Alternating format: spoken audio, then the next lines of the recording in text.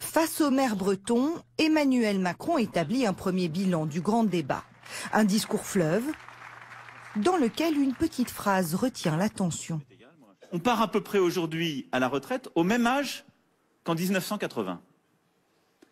Et nous avons aujourd'hui la première génération de retraités qui vit en regardant, parfois en ayant à charge ses parents, qui aide encore ses enfants et ses petits-enfants.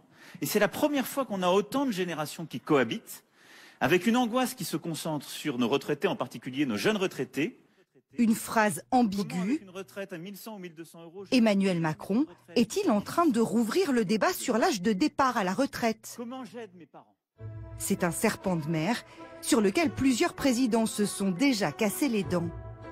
La réforme du système de pension est sur la table depuis plus d'1 an et demi et doit être présentée avant l'été pour un vote à la rentrée.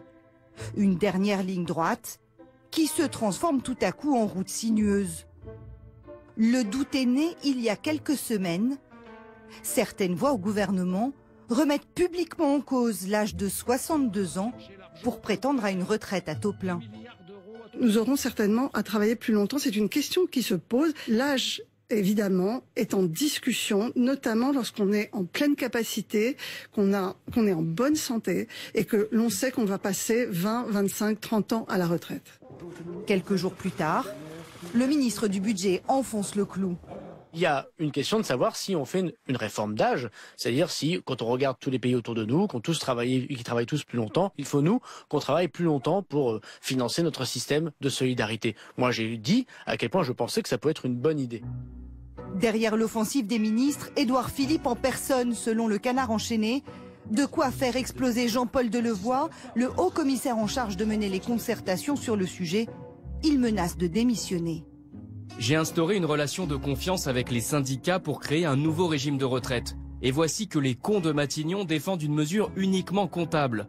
Ils vont faire perdre toute confiance aux syndicats.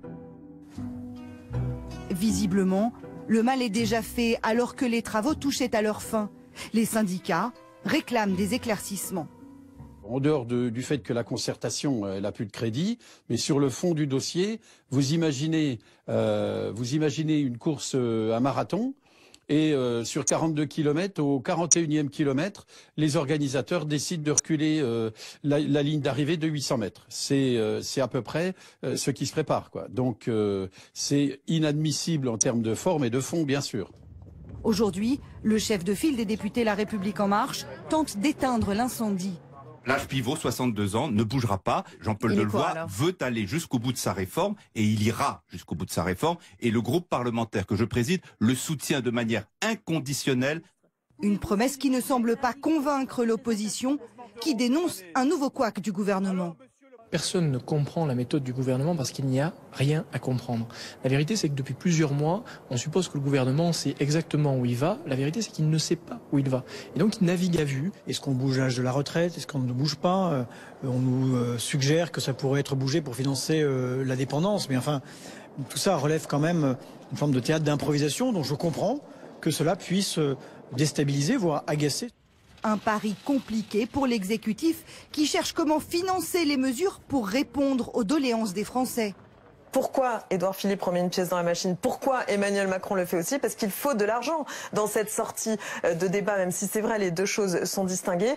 Il faut trouver de l'argent et notamment, en tout cas c'est Édouard Philippe qui fait le lien, pour financer par exemple la dépendance. C'est un gros sujet des années à venir pour les générations à venir. Alors il n'est pas question de lier les deux pour l'instant. Tout cela en tout cas est en discussion. Le résultat c'est quoi? Une grande confusion.